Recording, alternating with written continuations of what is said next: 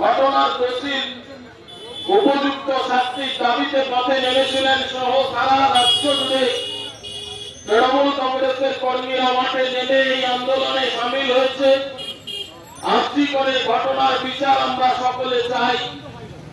নিশ্চিতভাবে এই যে ন্যাক্কারজনক ঘটনা, এই ঘটনা কোন স্তরে কোন মানুষ কোনদিন সমর্থন করতে পারে না।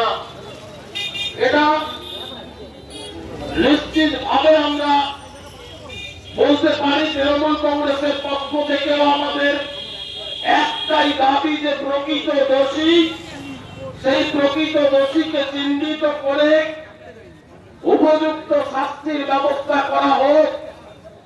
আর শাস্তিটা তৃণমূল কংগ্রেসের নেত্রী বা তৃণমূল কংগ্রেসের নেতা আমাদের যুব নেতা অভিষেক বন্দ্যোপাধ্যায়, সে শাস্তিটা কিভাবে হওয়া উচিত সেটাও তারা পরিষ্কার করে বলেছেন। এমন শাস্তি হওয়া উচিত যে পরবর্তী সময়ে এরকম কোন দুষ্কৃতি, এরকম কোন সমাজের কিলিকিট যাতে এই ঘটনার পুনরাবৃত্তি কখনো কোথাও করতে না পারে।